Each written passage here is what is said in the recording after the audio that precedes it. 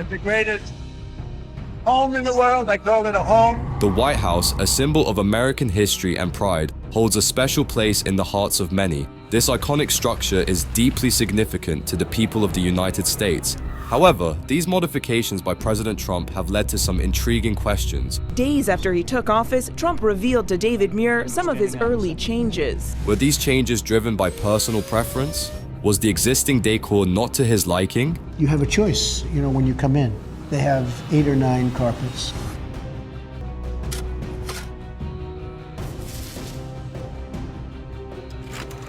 In this video, we'll explore these questions and provide all the details you need to know.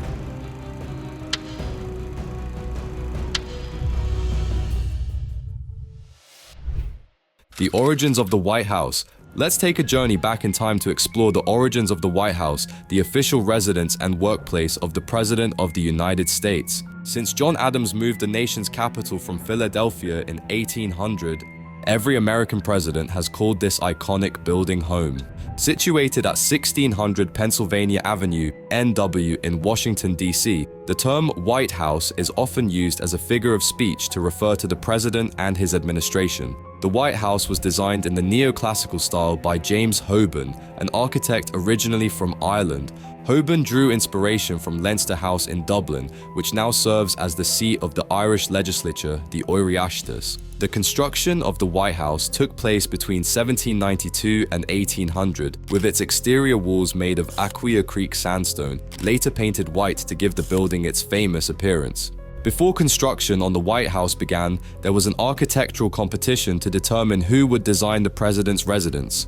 Pierre or Peter Charles L'Enfant had initially included the president's house as a key element in his 1791 plan for the newly established federal city of Washington, D.C. However, after L'Enfant was dismissed in early 1792, President George Washington and his Secretary of State, Thomas Jefferson, both of whom had a deep interest in architecture, decided to hold a competition to select the designs for both the Capitol and the President's House. Out of the 9 designs submitted for the President's residence, the winning entry was by Irish-American architect James Holborn. Holborn was not only awarded the project for the White House, but also went on to oversee the construction of the US Capitol. Born in Ireland, Holborn received his training at the Dublin Society of Arts before emigrating to the United States after the American Revolution. Initially seeking work in Philadelphia, he eventually found success in South Carolina, where he designed the state capitol in Columbia. The design of the White House draws heavily from the neoclassical period, which was the dominant architectural style in the Western world during the mid-18th century, particularly in Italy, France, and Germany. The neoclassical style of the White House is rooted in architectural principles established by the Roman architect Vitruvius and further developed by the Venetian architect Andrea Palladio. The upper floors of the White House also incorporate elements inspired by Dublin's Leinster House, which later became the seat of the Irish Parliament. The distinctive upper windows, featuring alternating triangular and segmented pediments, are modeled after this Irish building. Additionally, the overall floor plan of the White House, including the bow-fronted south front and the former niches in what is now the Blue Room, has been linked to various Georgian-era Irish country houses, which may have served as further sources of inspiration for its design. The first official guide to the White House, published in 1962, proposed a connection between James Holborn's design for the South Portico and Château de Rastignac, a neoclassical country house located in La Bachellerie in France's Dordogne region. Construction on the French estate began before 1789, but was halted by the French Revolution, resuming only between 1812 and 1817, based on the pre-1789 designs of architect Mathurin Salat. This suggested link between the White House and Château de Rastignac has faced criticism, as Holborn never visited France. However, proponents of the connection argue that Thomas Jefferson may have seen Salat's architectural drawings during his 1789 tour of Bordeaux, which were held at the École Spéciale d'Architecture. Upon his return to the United States, Jefferson could have shared these influences with George Washington, Holborn, James Monroe, and architect Benjamin Henry Latrobe. The construction of the White House officially began on October 13, 1792, when the cornerstone was laid at noon. The primary structure and its foundation were largely built by European craftsmen working alongside African Americans, both enslaved and free. Many other intricate details of the house, such as the high-relief rose and garland decorations above the north entrance, the fish scale pattern beneath the window pediments, and the sandstone walls were crafted by immigrants, particularly Scottish stoneworkers, many of whom had yet to become US citizens. It's fascinating to learn that the building we now know as the White House was originally called the President's Palace, Presidential Mansion, or President's House. The first recorded instance of the public referring to it as the White House dates back to 1811.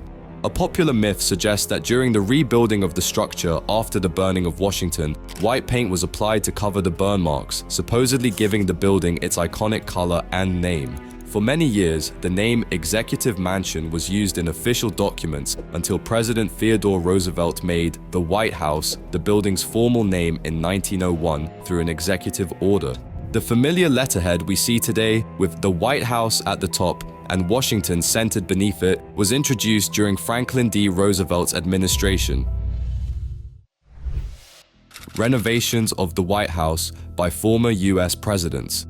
John Adams became the first president to reside in the White House on Saturday, November 1st, 1800. The day after moving in, he expressed his hopes for the building's future, saying, "I pray heaven to bestow the best of blessings on this house and all that shall hereafter inhabit it," and adding, "May this roof always be ruled by only honorable and knowledgeable persons." Adams's stay in the White House was brief, as Thomas Jefferson moved in during 1801. Jefferson viewed the residence as a pleasant country residence, though he found it excessively large, quipping that it was big enough for 2 emperors, 1 pope, and the Grand Lama in the bargain. Despite his reservations, Jefferson, in collaboration with architect Benjamin Henry Latrobe, embarked on plans to improve the White House. They designed the east and west colonnades, practical structures meant to conceal daily household activities such as laundry, stabling, and storage. These colonnades now link the main house to the east and west wings. This period marked the first instance of a president personally redecorating the White House, though the costs associated with Jefferson's renovations from 1801 to 1809 were not documented. In 1814, a devastating event occurred during the War of 1812 when British forces set fire to the White House in retaliation for American destruction in the Canadas. The blaze, which ravaged much of Washington, left only the exterior walls standing. These walls were severely weakened by the fire and exposure to the elements, necessitating their demolition and reconstruction, though portions of the south wall were preserved. Out of the many items taken during the British raid, only 3 have been recovered. In the aftermath, President James Madison resided at the Octagon House from 1814 to 1815 and subsequently moved to the 7 buildings until the end of his term. Meanwhile, architects James Hoban and Benjamin Henry Latrobe were tasked with overseeing the White House's reconstruction, which occurred between 1815 and 1817. Under President James Monroe, the south portico was completed in 1824, followed by the north portico in 1830.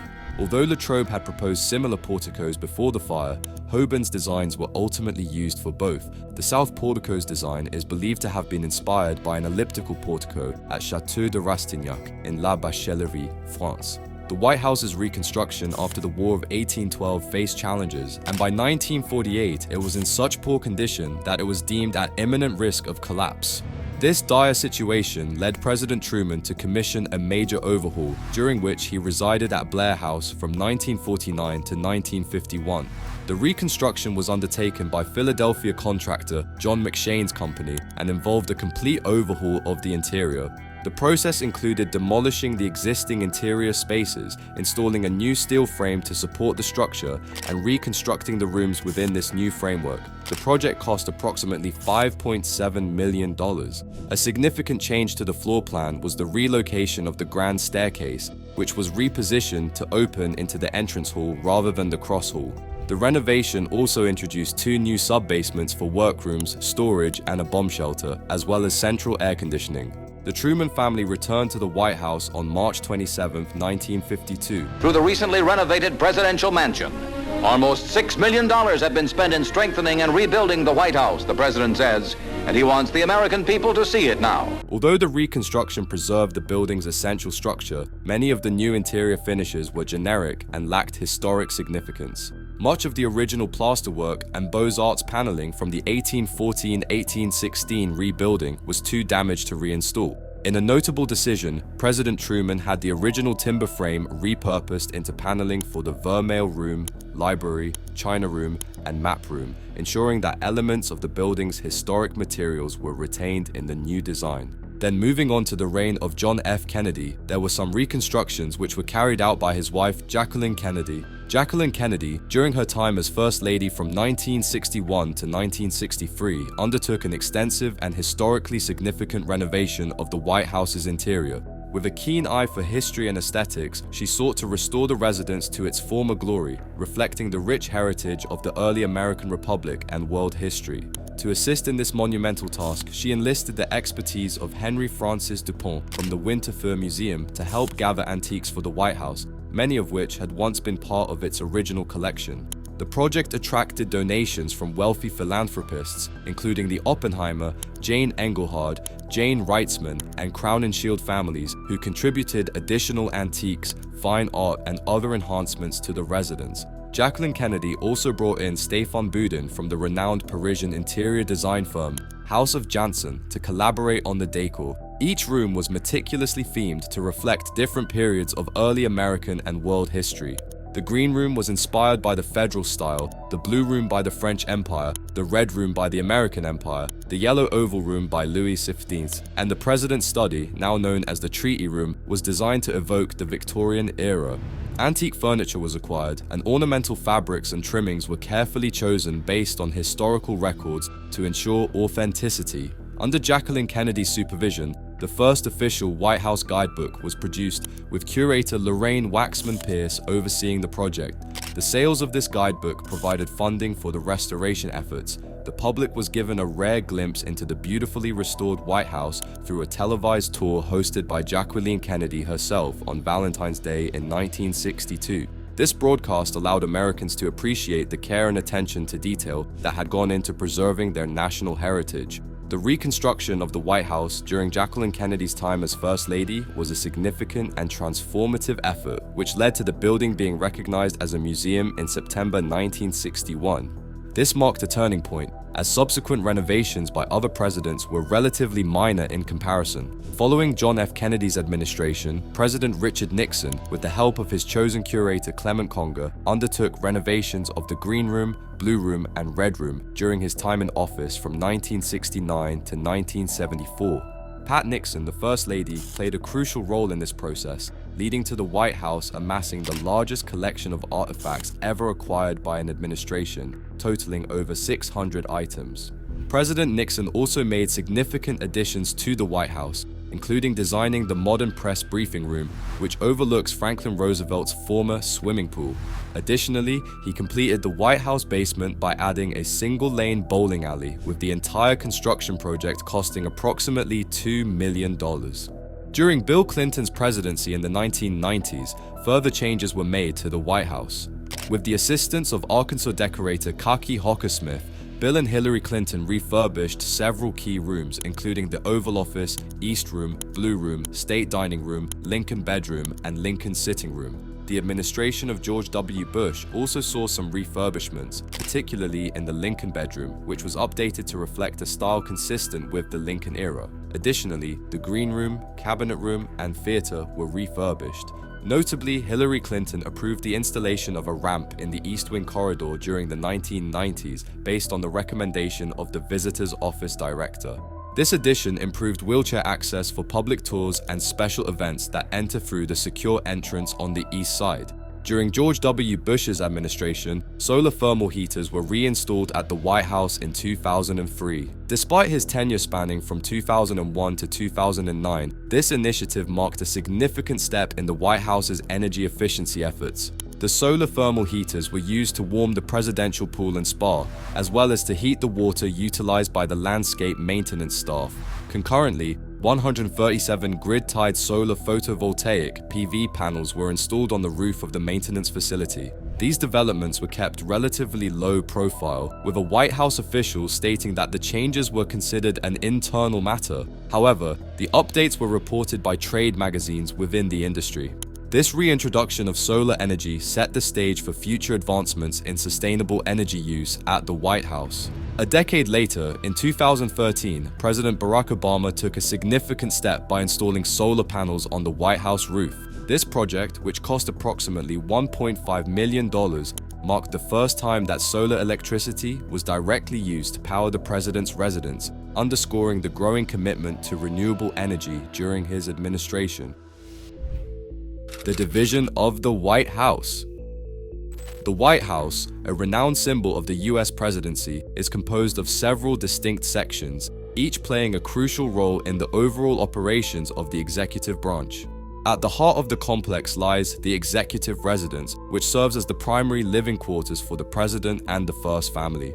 This area spans multiple floors, with the basement housing essential facilities such as the kitchen and carpentry shop. The ground floor features public spaces like the state dining room and the East Room, while the upper floors are dedicated to private living quarters, guest rooms, and recreational areas, including a solarium. Adjacent to the executive residence is the West Wing, the operational center of the White House. This section is where the day-to-day activities of the presidency are managed, containing vital rooms such as the cabinet room, the situation room, the press briefing room, and the Oval Office, where the president conducts official business. The West Wing is also home to senior staff members who work closely with the president to develop and implement policy.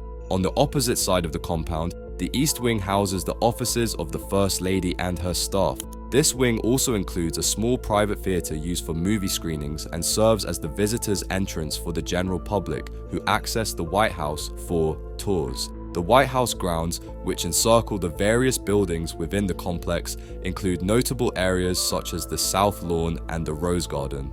The South Lawn is frequently used for ceremonies and serves as the landing zone for Marine One, the presidential helicopter. The Rose Garden, a formal garden area, is often the setting for news conferences and ceremonial events. Perhaps the most recognizable feature of the White House, frequently seen in news coverage, is the North Lawn, which faces Pennsylvania Avenue and serves as the public face of the residence. Nearby, the Eisenhower Executive Office Building, EEOB, also known as the Old Executive Office Building, plays a critical role in the operations of the White House. The Vice President, along with other key administrative personnel, has offices here. The EEOB houses essential offices such as the National Security Council and the Office of Management and Budget, making it an integral part of the White House's functioning. The Blair House, the official state guest house, is another vital component of the White House complex. It provides accommodations for visiting foreign dignitaries, ensuring that the White House can fully support all aspects of statecraft. Together, these segments create a cohesive structure that supports both the personal and professional needs of the president, making the White House not just a residence, but a fully functional center of governance. Donald Trump at the White House. Donald Trump won the presidential election on November 8, 2016, and officially became the President of the United States after being inaugurated on January 20, 2017. Following the inauguration ceremony, he and his family took residence in the White House as the 45th President of the United States. It's important to note that Donald Trump was not the first president to redecorate the White House, but he is regarded as the first to spend the largest sum of money on such efforts. Before Trump became president, he had already established himself as a real estate mogul, which provided him with extensive experience in housing and high-profile development projects. His career in real estate began with his father's company, Elizabeth Trump & Son, which focused on middle-class rental housing in New York City's outer boroughs.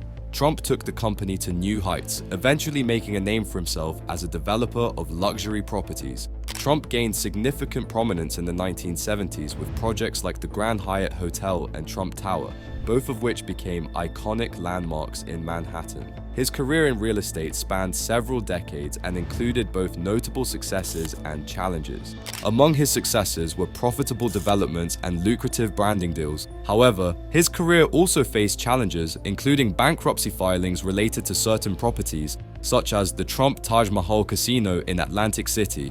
Trump's influence extended beyond the United States as he licensed his name to real estate projects worldwide. These included golf courses and residential towers, often marketed as luxury developments. Given his extensive experience in real estate and development, it was not surprising that Trump took a keen interest in the redecoration of the White House during his presidency. His background in creating and managing high-profile properties informed his approach to the renovation, which ultimately became one of the most expensive in White House history. The spending, tracked by a database maintained by the General Services Administration, covered the entire Executive Office of the President, EOP, which includes thousands of employees who work in buildings adjacent to the White House, such as the National Security Council and the Office of Management and Budget. Under Donald Trump's presidency, approximately $2 million was allocated for renovations and upgrades. During his time in office, Donald Trump undertook several significant changes and renovations to the White House, spending millions of dollars in the process. The first major renovation occurred in 2017, shortly after he assumed office. Trump redesigned the Oval Office to better align with his aesthetic preferences. This redesign included new furnishings, a boldly patterned carpet, and gold draperies. Unlike the previous administration's style, Trump's decor aimed to convey a more luxurious and conventional appearance, reflecting his personal style. The renovation of the Oval Office alone cost approximately $1.75 million, emphasizing the significance Trump placed on personalizing the presidential workspace. Following the redecoration of the Oval Office, new gold curtains were installed to enhance the space's overall design. These luxurious drapes were a key element of a broader redesign project, which aimed to infuse the Oval Office with a more opulent and traditional aesthetic. The gold curtains were part of a larger $1.75 million renovation effort that also included new carpeting, furnishings, and various other improvements. The choice of gold curtains was a deliberate reflection of Donald Trump's preference for elaborate and classic decor.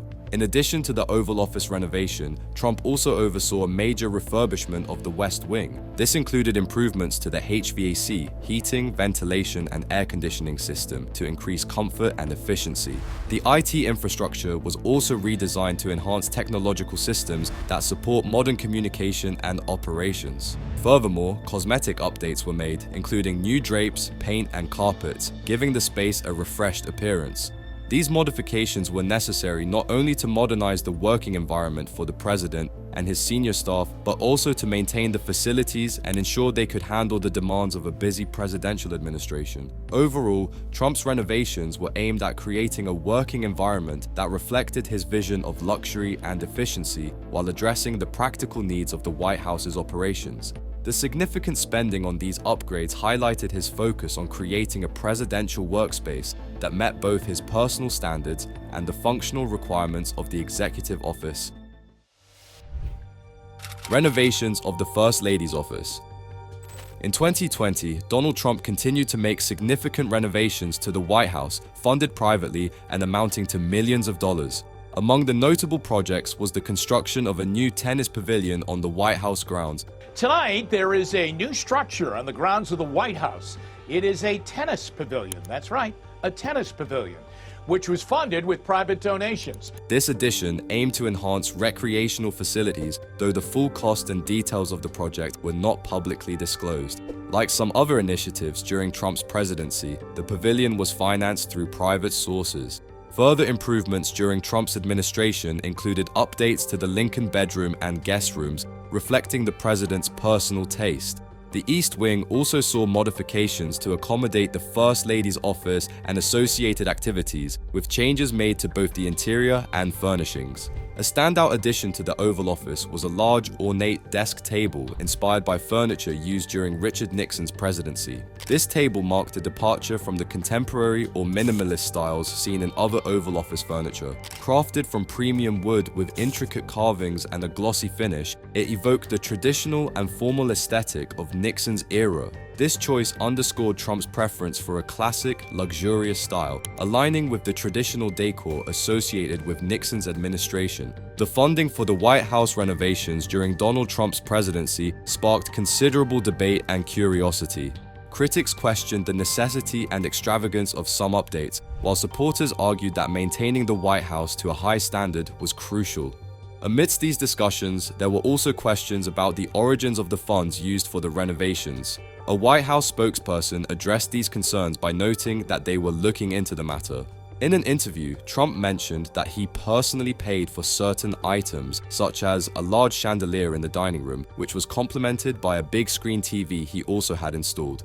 This personal expenditure was part of the broader renovation efforts. Typically, first families are allocated $100,000 for renovating the White House's private quarters and the Oval Office. This amount helps explain some of the renovation funding. However, many of the updates, especially those involving private funding, were financed through donations and private sources. The White House Historical Association, which often oversees fundraising for such projects, plays a significant role in ensuring these renovations are completed without directly tapping into public funds. Routine maintenance and necessary updates are generally funded through the regular White House operating budget, which is dedicated to maintaining and preserving this historic residence. During her tenure as First Lady, Melania Trump played a pivotal role in the renovation and redecoration of the White House, focusing on both aesthetic enhancements and functional improvements. Her approach aimed to blend the historical elegance of the residence with contemporary design elements. Melania's goal was to update the decor while honoring the White House's historical significance. Melania Trump was involved in the redecoration of several key rooms, including the Green Room, the Red Room, and the Blue Room. Each of these spaces received new carpets, draperies, and furniture, often featuring elements of American craftsmanship and historical details. Her contributions were not limited to private living areas. She also made updates to public spaces used for formal ceremonies and events. In her selection of new furniture and decor, Melania Trump sought to complement her vision of combining classic and modern design. Despite these updates, she was committed to preserving the historical integrity of the White House. Many of the improvements were executed with an emphasis on maintaining the residence's rich historical background while updating its functionality and appearance. What is the value of the White House? The cost of the White House is difficult to quantify precisely due to its multifaceted nature. The building's value extends beyond its physical structure to encompass its historical, cultural, and architectural significance. As the residence and workplace of the President of the United States, the White House holds immense symbolic importance, which contributes to its overall value. Situated on 18 acres of land in Washington, D.C., the White House's real estate value is substantial, though it can vary depending on market conditions.